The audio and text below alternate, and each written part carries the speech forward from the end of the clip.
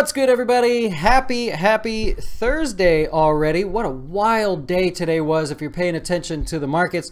We're going to talk about how the markets affected your retirement investments today. We'll go through all of that and maybe a few interesting things as well.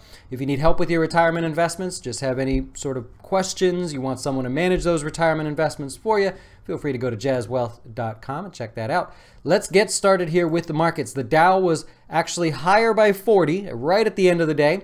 The S&P fell 1. The Nasdaq 100 was lower by 25. Here's the thing, doesn't matter. Today, at the moment where the stock market is, you see on the screen, doesn't matter because after the close today, as of any few minutes from now, I think actually some are coming through in a second. We'll check that. Actually, they've got to be coming through now. That's going crazy. Earnings. Apple, Amazon, Alphabet, which is Google, along with Visa. I mean, just big names everywhere reporting earnings, making it almost certain that Friday will be an active and volatile day. Let's take a look here on the screen. You've got the S&P 500. We're using an ETF for that to check it out. Lots of volatility at the highs. The days were wide range days. That's how we explain it, meaning the difference between the highs and the lows for the day were super far spread apart, whereas typically the markets sort of chug along in their own little pace. If we can look back over here, all through this sort of movement into the end of last year, you can see very just normal sluggish days in one direction or the other. Up here, the last 5-6 days now have been wild. The Dow's been swinging triple digits back and forth. That's not common. So we are approaching this moment where people want to make major decisions, and you know, that's okay. That causes a lot of market activity. I would bet that you day traders out there are having a blast. What a day today it was if you're a day trader. So very, very cool. As we're talking here, we've got Amazon coming in with their earnings, and the stock is up just about 3%, going on a little bit more. We'll touch on that in a second. Your big sectors today. What investments in your retirement portfolio were the best performers? We're going to take a look at oil. The oil services sector, the oil space, oil ETFs, energy stocks all did really well today. Why? Because the price of oil, the actual physical price of crude oil, shot up 2% today. You're looking at crude oil on your screen there. It remains unbelievably bullish. There was some news out of OPEC that they do still have the plans to keep cutting their production, which just means supply would theoretically go down, but the US is over here just cranking out oil, so we'll see that. We'll see how that plays out. So everything from your oil service stocks, that's what you're looking at now, they had a great day. Oil ETFs, if you're invested directly in oil, they did well. Energy companies also rebounding, and all of this is okay. Remember, these all had amazing moves to the upside, and they just pulled back over the last few days, now giving value to people that say, hey, there's a discount, right? Look, it fell, and let's take that discount. Wouldn't you love to see that in the markets? The S&P, the Nasdaq, give us a pullback, make people feel there's a discount. I'll bet you see the exact same thing happen there. However, I'm not making recommendations in any kind of way. Also, financials. The XLF is an ETF I'm going to use just to explain that for a second. Financial stocks did well today, up about 1%, so another part of the sector doing well. And finally, we'll go over to the oil and gas producers. That also did well today, but by about 0.5%. Okay, what else? Gold. Actually, gold was up, headed back towards those highs. That looks pretty good there as well. Bonds a little bit lower on the day if you have those in your portfolio. Let's take a look at some of the interesting things going on here. eBay came out with earnings. Actually, eBay's earnings were not really that great. They actually had a loss of $2.6 billion thanks to the new tax laws. They had a $4.6 billion gain last year this time around. That just goes to show how the tax law is affecting eBay. Well, here's the thing. eBay said, we're going to move away from PayPal in favor of a rival company that actually may save us some money and help offset that loss that we've taken. So what happened? eBay shoots up, amazing 13-point day. PayPal, PayPal down 8%. All of a sudden, they don't have that great big deal with eBay. They're going to keep working with them. They've renegotiated their terms, however, not nearly in the same capacity that they were. So a little problem there for PayPal. Plus, you've got names like Square. Square's taking the lead on Bitcoin and how you can interact with that. So PayPal, you know, I'm not saying they're sitting around doing nothing, but they need some publicity to make it a little bit better than where they're at. They also reported their earnings, not very good there either. Let's take a look at Facebook. We saw that earnings announcement come through during our video yesterday. The stock was actually down about 4% on the news. But here's the thing. Facebook was so smart with this. I love how they did this. Go back a few videos where we talked about Facebook's new algorithm for how they're going to share data or put stuff in your stream. What they've decided, and they worded it so beautifully. This was amazing how they did this. They wanted to get more money from advertisers. They can't simply raise rates because otherwise people will fight that. They will go to other alternatives such as Twitter and other social media. That would give a big boost to Snapchat. So Facebook knew this and they said, we want to raise rates. We want to make more money. Here's how we'll word it. And this is brilliant. They came out with an announcement that they were going to change their algorithm in favor of the end user. And what they said is, we want the end user to spend more, how'd they word it? Time well spent versus time spent on our platform. So they said, we're willing to sacrifice hours that people spend on Facebook as long as they're finding the quality content that they want. Well, the way they worded that was beautiful. What they were saying was, we're going to show users more of their friends' content, less of the promotions, less of the viral videos. We're going to show them more of their friends' content. And so advertisers, if you want to get in front of that, essentially it's going to cost you more because now you have to fight the algorithm to get in front of what Facebook's trying to do. So they made the customer, the end user, the Facebook person, us, me and you, they made us feel like, oh, great, I won't see so much junk. Now I'm going to see more relevant stuff.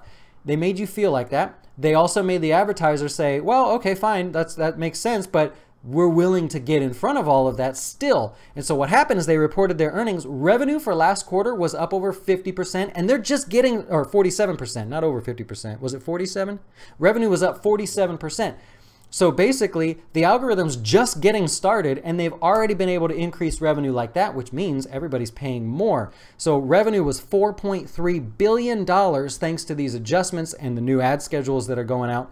Unbelievable. I thought that was just incredible. Now, initially the stock went lower because one of the metrics that people look at on Facebook is how much time people spend scrolling on their phone.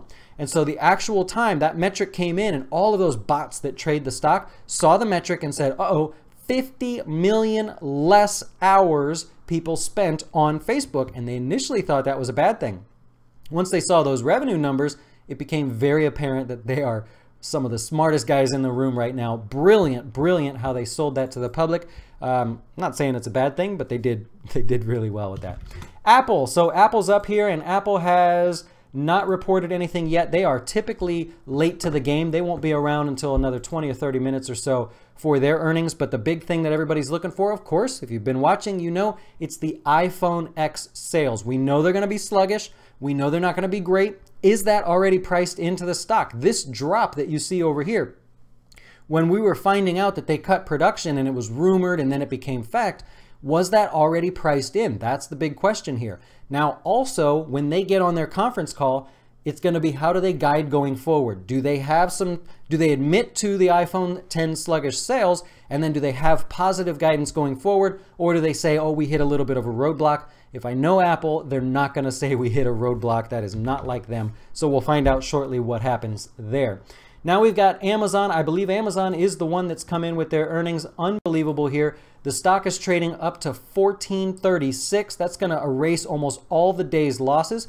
What you had here going into this was people that had an amazing profit in the short term and said, you know what, I don't want to chance it for earnings. I'm going to take my profit. They did that before the close. Turns out it was nothing to worry about. As of now, the stock is trading at $14.36 after earnings.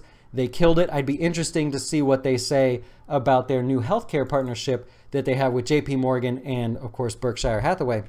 Let's go on to Google, which is Alphabet. If you're looking on your charts, let's see if they reported. I'm going to bet that they did. Yep, trading at 11.30. So a little bit of a miss there. If we go to 11.30 on the charts, you can see where that stock is trading right now relative to its close. So a pretty little loss there for Alphabet. The focus on this, and maybe they'll get around to talking about this in the conference call, is what their Google Other, okay? So on their balance sheet, if you're willing to go through it, what they have is a little section called Google Other. And this is everything that's not advertising related. It's going to be the little speaker that they have in your house, the phone that they have, anything physical that they're working on that's not based on selling cost per click ads or whatever you call them, I forget, on AdSense and AdWords and all that. So everybody's really focused in on that. It gives us the impression that if they're doing well there, then they have new revenue sources in the long term. Seems like so far people are a little concerned. They might have missed some numbers. I will dig through that for you,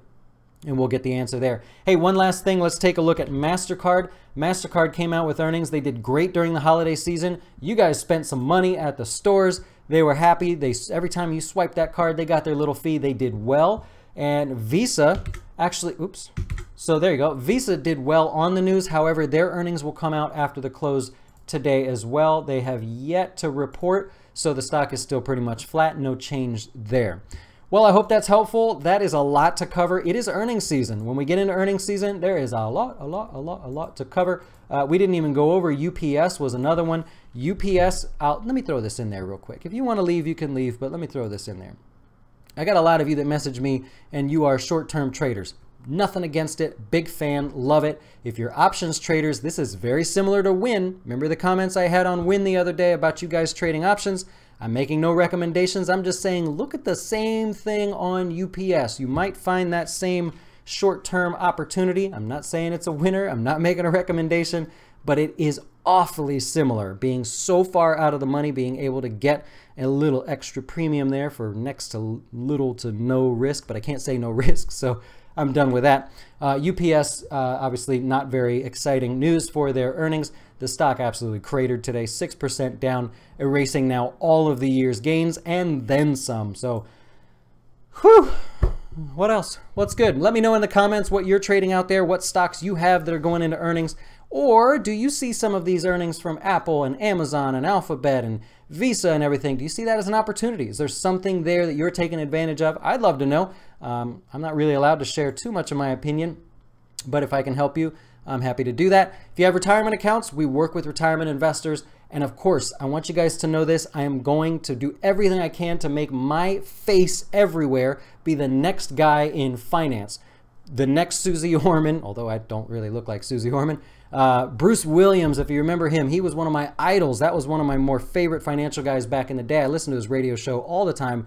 I want to be the next one. I have a lot to share. I've seen a lot. I've been through a lot. I think I have a lot of answers. So help me out. Check us out. Share the video with your friends. Share some of my retirement or my personal finance videos with your friends if you would. Leave a comment if you love, hate me, or just have a question. Be sure to check out these two videos up here. And what else do I have for you? I think that's about it. Hope to talk to you soon. Thanks for watching.